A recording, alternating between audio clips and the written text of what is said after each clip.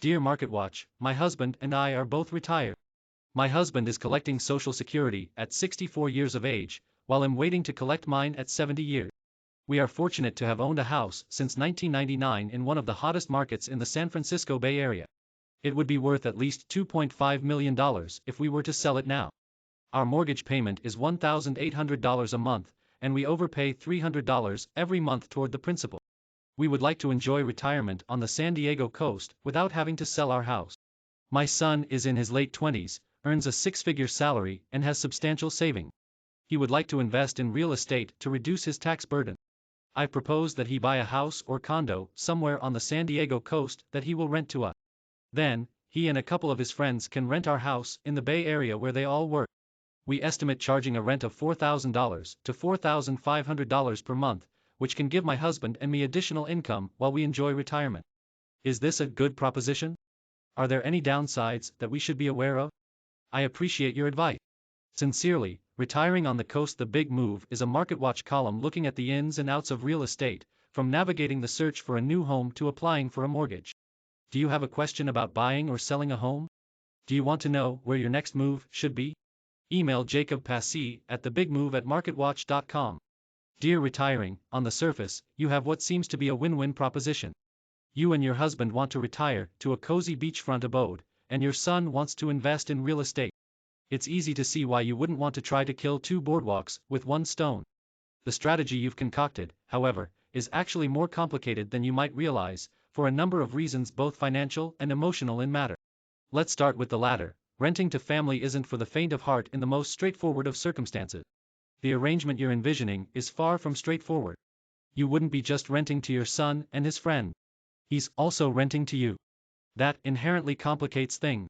Think of the myriad headaches a landlord deals with: maintenance issues, late rent checks, complaints from neighbors, you name it. That's enough fodder for conflict, before you throw typical familial squabbling into the mix. I don't know what you and your husband's relationship with your son is like.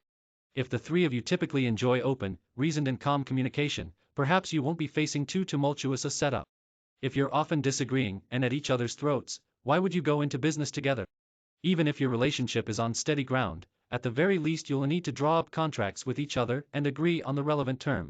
You don't want to wait until a problem arises to determine how you deal with it.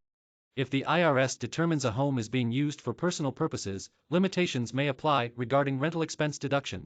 As for the financial considerations, you need to be extremely careful and renting to family members not to raise the ire of the IRS.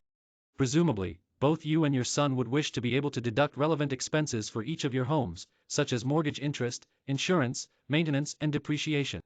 That will help to reduce the amount of your rental income that's subject to tax. There's a catch though.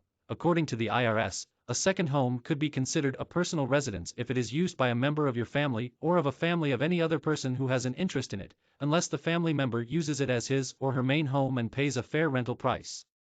If the IRS determines a home is being used for personal purposes, limitations may apply in terms of what expenses are deductible.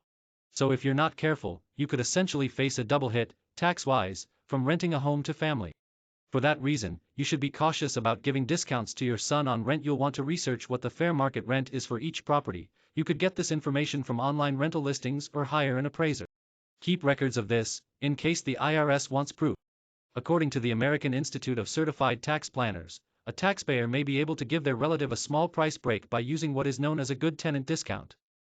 In the past, that discount could be as large as 20%, but the organization says that these days you're safer only giving a 10% discount. And don't think you could pad things further by giving each other monetary gifts to offset the rent. If you face an audit, those gifts could come back to haunt you. Finally, because you're located in California, there are property tax considerations. As I explained to a recent letter writer, recent propositions have made it harder to pass along property tax breaks from generation to generation if the home in question is converted into a rental. So before you move forward with your plan, you should consult a real estate attorney well versed in these property tax matters to determine how this approach could affect any taxes your son might eventually face if he inherits your former home down the road.